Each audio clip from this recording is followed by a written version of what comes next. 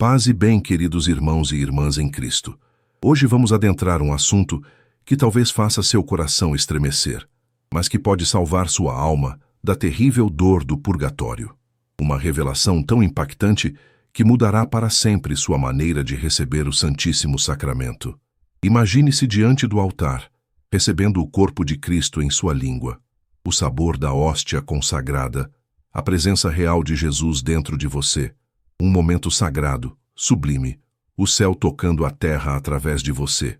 Agora, imagine esse momento sendo profanado pela sua pressa, pela sua distração, pela indiferença que tantas vezes nos acomete em nossa rotina de fé. É sobre isso que Santa Faustina, a grande apóstola da Divina Misericórdia, testemunhou em uma de suas mais aterrorizantes visões. Um padre no purgatório, sofrendo tormentos indescritíveis por algo que muitos de nós fazemos todos os domingos após a Santa Comunhão. Um erro aparentemente pequeno, mas que aos olhos de Deus representa uma grave ofensa à sua divindade. Se você valoriza sua alma, se deseja evitar os tormentos do purgatório, se anseia por uma relação mais profunda com Cristo Eucarístico, permaneça comigo até o final deste vídeo. O que revelarei poderá não apenas transformar sua experiência eucarística, mas também garantir que sua alma não sofra desnecessariamente após seu chamado para a eternidade. Você já se perguntou por que tantas pessoas, mesmo religiosas, mesmo sacerdotes consagrados, podem passar anos no purgatório apesar de uma vida dedicada à igreja? A resposta pode estar em pequenos atos que cometemos sem perceber a gravidade espiritual que carregam. Antes de revelar o que nunca devemos fazer após a comunhão, precisamos entender o que realmente acontece quando recebemos o corpo de Cristo. Não é apenas um símbolo, não é apenas um ritual. É o próprio Deus encarnado que adentra nosso ser, que se funde com nossa humanidade pecadora em um ato de amor infinito e misericórdia inefável. São Tomás de Aquino ensina que, ao recebermos a Eucaristia, Cristo permanece fisicamente presente em nós enquanto as espécies eucarísticas não se decompõem. Aproximadamente 15 minutos. 15 preciosos minutos em que o céu inteiro se volta para você, em que os anjos se prostram em adoração diante de seu ser, em que você se torna literalmente um tabernáculo vivo do Deus Todo-Poderoso. E o que fazemos com esses 15 minutos divinos? Eis aqui o cerne da questão que tanto atormentou a alma daquele sacerdote que Santa Faustina viu no purgatório. Em seu diário, especificamente nas anotações 1386 a 1389, Santa Faustina relata um encontro que teve com a alma de um padre que sofria no purgatório. Este sacerdote apareceu para ela envolto em chamas agonizantes, implorando por suas orações.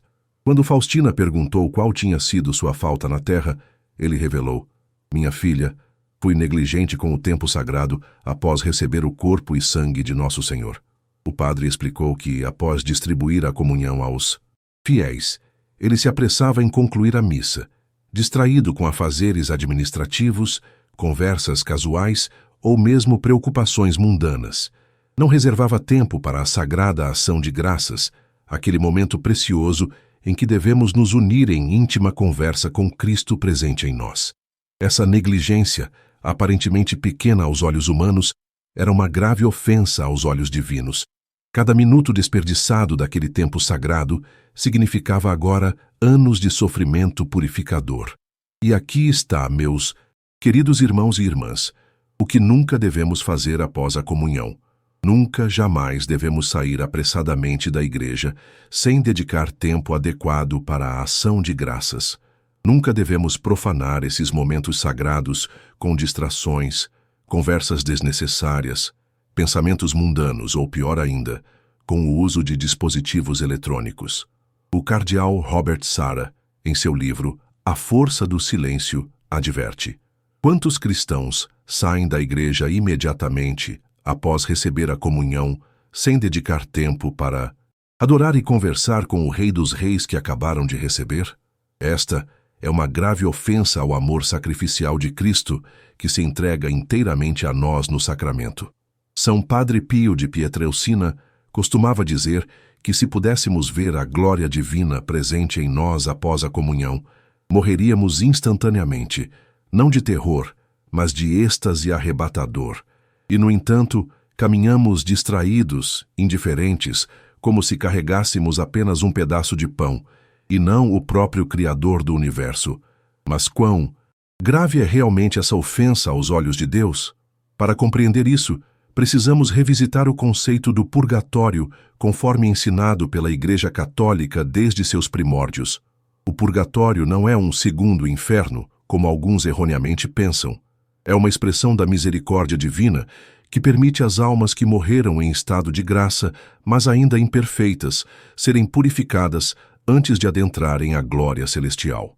Como ensina o Catecismo da Igreja Católica nos parágrafos 1030 e 1031, é um estado de purificação final, por vezes doloroso, mas sempre orientado para a união definitiva com Deus. A intensidade e duração do sofrimento no purgatório são proporcionais à gravidade e ao número de nossos pecados veniais não expiados durante a vida terrena. E aqui está o ponto crucial. O desrespeito ao tempo sagrado após a comunhão multiplica exponencialmente esse sofrimento. Santa Catarina de Gênova, em seu tratado sobre o purgatório, explica que as almas que lá sofrem experimentam duas dores simultaneamente: a dor da separação temporária de Deus e a dor da purificação pelos pecados cometidos. Ambas são intensificadas para aqueles que negligenciaram o precioso tempo com o Cristo Eucarístico. Mas por que exatamente essa negligência é tão grave? A resposta reside na compreensão da grandeza do que ocorre na Eucaristia. Na Santa Missa, o próprio sacrifício do Calvário se torna presente de maneira não sangrenta. O Filho de Deus se imola novamente por nossa salvação. E quando o recebemos na comunhão, não estamos apenas participando de um ritual.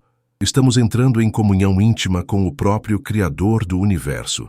São João Crisóstomo, doutor da Igreja, comparava a língua que recebe a Eucaristia a um trono real banhado com o sangue de Cristo. Dizia ele: considere, ó homem, qual sacrifício você toca, de qual mesa você participa, aquele diante do qual os anjos tremem, aquele cuja face não ousam contemplar, devido ao brilho que emana, torna-se nosso alimento. Quando negligenciamos o tempo de ação de graças após a comunhão, estamos essencialmente dizendo a Cristo: obrigado por sua visita, mas tenho coisas mais importantes para fazer agora. Imaginem a dor que causamos ao Sagrado Coração de Jesus quando agimos assim.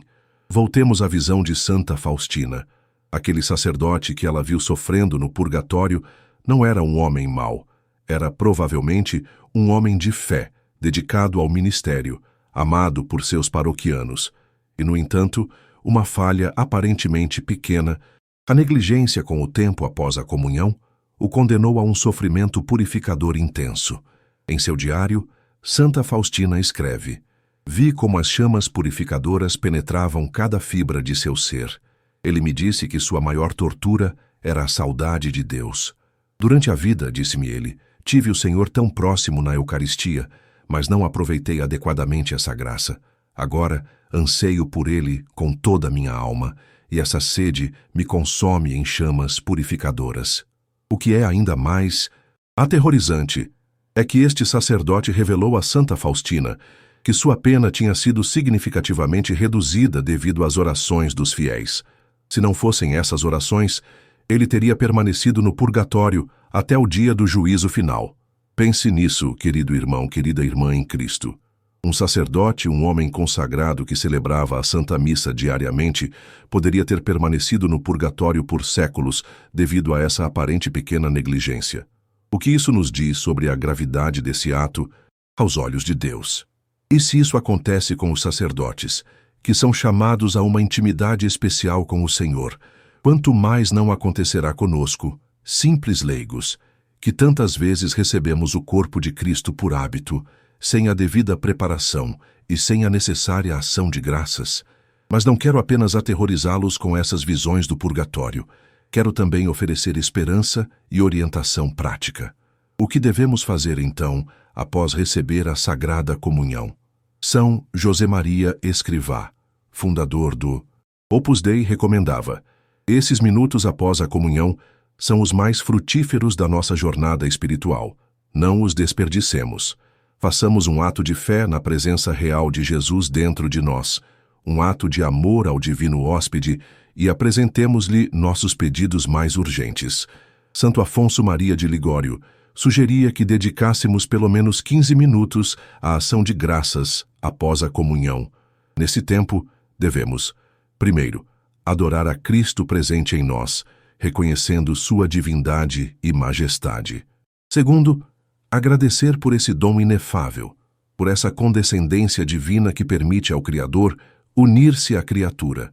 Terceiro, apresentar nossas necessidades, nossas dores, nossas lutas, como quem fala face a face com o médico divino. Quarto, pedir graças específicas para nós e para aqueles que amamos, aproveitando esse momento único em que Cristo está fisicamente presente em nosso ser. E quinto, renovar nosso compromisso de viver conforme os ensinamentos do Evangelho, pedindo força para resistir às tentações e crescer em santidade. São Padre Pio, conhecido por suas longas ações de graças após a missa, costumava dizer: fiquem com Jesus, não importa o que vocês digam. Digam-lhe que o amam, que querem amá-lo ainda mais. Basta estar na sua presença. Talvez você pense: mas não tenho tempo para ficar 15 minutos na igreja após a missa. Tenho compromissos, família esperando, responsabilidades. Compreendo essas preocupações, mas permita-me perguntar: se o próprio Rei dos Reis, o Senhor dos Senhores, dedica tempo para estar pessoalmente com você, não seria justo dedicar-lhe alguns minutos de genuína atenção? Santo Agostinho dizia: Deus, que te criou sem ti, não te salvará sem ti. Da mesma forma, podemos dizer: Cristo, que vem a você na Eucaristia sem qualquer mérito seu, não transformará sua vida se você não dedicar tempo para estar verdadeiramente com Ele. Se realmente não puder permanecer na igreja por muito tempo, dedique ao menos 5 minutos para um agradecimento sincero. É melhor um breve momento de intensa conexão do que uma longa permanência física com o coração e a mente distantes. São João Maria Vianney, o santo cura d'Ars, certa vez observou um homem simples que passava longas horas diante do tabernáculo. Intrigado, perguntou-lhe: o que você diz a Jesus durante todo esse tempo? O homem respondeu: nada. Eu olho para ele e ele olha para mim. Esta é a essência da verdadeira ação de graças. Estar presente, estar disponível, estar consciente de quem está dentro de nós. Não se trata de recitar inúmeras fórmulas de orações, mas de abrir o coração para um encontro transformador. Além de evitar a pressa e a distração após a comunhão, há outros erros graves que devemos evitar nesse momento sagrado. Nunca receba a Eucaristia em estado de pecado mortal. São Paulo adverte na primeira carta aos Coríntios: quem come e bebe sem discernir o corpo do Senhor, come e bebe sua própria condenação. 1 Cor 11, 29. A comunhão em estado de pecado mortal é um sacrilégio que pode levar não apenas ao purgatório, mas ao próprio inferno. Nunca receba a comunhão como um ato meramente social ou por pressão dos outros. A Eucaristia é um sacramento de fé, não uma obrigação social. Se por algum motivo você não pode comungar, por exemplo, se está em situação irregular matrimonialmente, pode ainda assim participar da missa e receber uma bênção espiritual. Nunca receba a comunhão com indiferença ou por rotina. O hábito pode nos fazer perder o sentido do sagrado, transformando o mais sublime dos mistérios em um ato mecânico. Reavive sempre sua fé na presença real de Cristo na Eucaristia. Nunca receba a comunhão sem preparação adequada. O jejum eucarístico, 1 hora antes de comungar, não é apenas uma regra disciplinar, mas um lembrete da sacralidade do que estamos prestes a receber. E, finalmente, nunca saia da igreja imediatamente após receber a comunhão, sem dedicar tempo para agradecer pela presença de Cristo em você. Para ilustrar a gravidade deste último ponto, permitam-me compartilhar outra revelação mística, desta vez de Santa Gertrudes, a Grande. Em uma de suas visões, Jesus lhe mostrou que, Quando uma alma dedica tempo adequado para a ação de graças após a comunhão, os anjos formam um círculo de proteção ao seu redor, impedindo que os demônios se aproximem. Mas quando alguém sai apressadamente, sem essa ação de graças, os anjos se afastam tristemente e a alma fica mais vulnerável às tentações. O próprio São Miguel, arcanjo, em aparições a místicos ao longo dos séculos, enfatiza seu papel especial na proteção daqueles que recebem a Eucaristia com reverência e dedicam tempo para a ação de graças. Há uma antiga oração a São Miguel, recomendada para ser recitada após a comunhão, pedindo sua proteção contra os ataques do maligno nesse momento crucial. Mas talvez você pense, tudo isso é muito bonito espiritualmente, mas qual é o benefício prático de dedicar esse tempo após a comunhão? Os santos e místicos são unânimes em afirmar que os momentos após a comunhão são os mais frutíferos para a nossa vida espiritual. É nesse tempo que nossas orações têm maior eficácia, pois é Cristo em nós quem ora ao Pai. Nossas resoluções de conversão recebem uma graça especial para serem cumpridas. Nossa união com Deus é fortalecida, preparando-nos para enfrentar as tentações e dificuldades do dia a dia. Nossa capacidade de amar ao próximo é aumentada, pois o amor encarnado habita em nós. Nossa compreensão das verdades da fé é iluminada pela presença da luz do mundo em nosso ser. Santa Teresa d'Ávila, doutora da Igreja, comparava a alma após a comunhão a um ferro em brasa. Por si mesmo, o ferro é frio e duro, mas quando colocado no fogo, torna-se incandescente e maleável. Da mesma forma, nossa alma naturalmente fria e resistente à graça, torna-se ardente e receptiva quando Cristo habita em nós através da Eucaristia. Voltemos agora à visão aterrorizante de Santa Faustina sobre aquele padre no purgatório. Ele revelou a ela que suas maiores torturas vinham justamente da consciência do tempo desperdiçado com Cristo Eucarístico.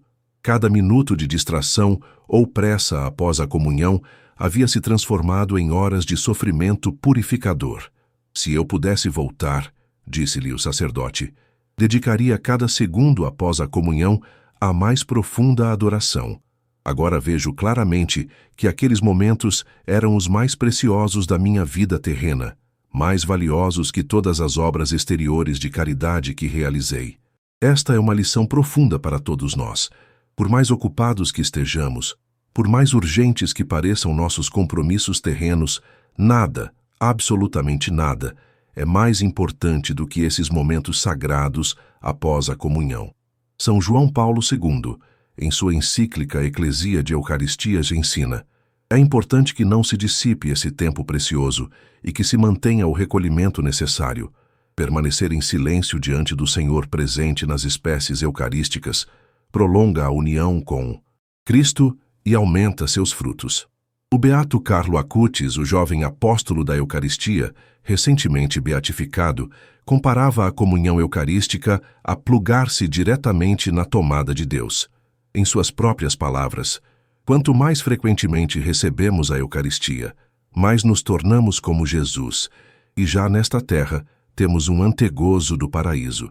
Este jovem beato dedicava sempre longos minutos à ação de graças após a comunhão, mesmo em meio à agitada vida estudantil. Talvez você se pergunte, mas o que devo fazer concretamente durante esse tempo após a comunhão? Como devo orar? Não existe uma fórmula única, pois a oração é um diálogo pessoal com Deus. No entanto, os santos nos oferecem algumas orientações preciosas. Santa Teresa de Lisieux sugeria imaginar-se como um pequeno tabernáculo vivo, convidando Maria, José e todos os santos e anjos para adorarem Jesus dentro de nós. São Francisco de Assis recomendava simplesmente repetir: meu Deus e meu tudo, deixando que essas palavras penetrassem profundamente no coração. Santo Afonso Maria de Ligório propunha o método ARPA, adoração, reparação, petição e agradecimento, dedicando alguns momentos a cada uma dessas dimensões da oração. São Luís Maria Grignion de Montfort aconselhava entregar nossa comunhão a Maria, pedindo que ela nos ensinasse a adorar seu Filho com seu próprio coração imaculado. O importante não é a técnica específica, mas a atitude interior de reverência, amor e disponibilidade. Como dizia São João da Cruz, o Pai falou uma única palavra, que é seu Filho, e ele fala eternamente em eterno silêncio. É no silêncio que a alma deve ouvi-la. Quero agora falar especialmente aos pais e avós que nos assistem. Vocês têm uma responsabilidade sagrada de transmitir essa reverência eucarística às novas gerações. Em um mundo cada vez mais barulhento e distraído, as crianças raramente veem exemplos de genuína adoração. Quando seus filhos ou netos os observam em profunda oração após a comunhão, estão aprendendo mais sobre a fé do que com muitas catequeses teóricas. Estão vendo que a Eucaristia não é apenas um ritual, mas um encontro transformador com o Deus vivo. Ensinem-lhes que esses momentos são sagrados, que nesse tempo não conversamos, não nos distraímos, mas nos recolhemos em silêncio amoroso com Jesus. Essas lições ficarão gravadas em seus corações muito depois que as palavras forem esquecidas. Chegamos agora ao momento de concluir nossa reflexão. A visão aterrorizante de Santa Faustina sobre aquele padre no purgatório deve servir não apenas como um alerta, mas como um convite amoroso para aprofundarmos nossa relação com Cristo Eucarístico. O tempo após a comunhão não é um detalhe litúrgico opcional, mas um momento crucial em nossa jornada espiritual. É talvez o momento mais importante de nossas vidas terrenas, aqueles poucos minutos em que o céu e a terra se encontram em nosso próprio ser, em que o Criador do universo se faz íntimo da criatura. Nunca, repito, nunca negligencie esse tempo sagrado. Nunca saia apressadamente da igreja após receber a comunhão. Nunca permita que distrações mundanas roubem esse tesouro espiritual. Nunca trate com indiferença aquele que se entregou inteiramente por você na cruz e continua se entregando no altar. Faça hoje mesmo uma resolução firme. Dedicarei pelo menos 10 minutos à ação de graças após cada comunhão. Nesses minutos, desligarei o celular, afastarei as preocupações e estarei simplesmente presente para aquele que está presente em mim. Se você mantiver fielmente essa resolução, posso garantir-lhe, baseado no testemunho unânime dos santos, que sua vida espiritual florescerá de maneiras que você jamais imaginou. Experimentará uma paz interior que o mundo não pode dar, uma força espiritual para enfrentar as provações e uma alegria profunda que brota da consciência da presença divina. E quando chegar seu momento de partir deste mundo, não enfrentará os tormentos daquele sacerdote que Santa Faustina viu no purgatório. Ao contrário, suas comunhões bem vividas terão preparado sua alma para o encontro definitivo com aquele que tantas vezes recebeu sob as espécies do pão e do vinho. Que a Santíssima Virgem Maria, o tabernáculo vivo do Verbo encarnado, nos ensine a receber seu Filho com o mesmo amor, reverência e disponibilidade com que ela o recebeu em seu ventre imaculado. E agora, meus queridos irmãos e irmãs em Cristo, peço humildemente suas orações para que esta mensagem toque muitos corações. Não perca nosso próximo vídeo que está aparecendo na sua tela agora. Clique no card e permita que Deus continue falando ao seu coração através destas reflexões que preparamos com tanto amor para você. Que a paz de Cristo reine em seus corações e que a luz da Eucaristia ilumine cada momento de suas vidas. Amém.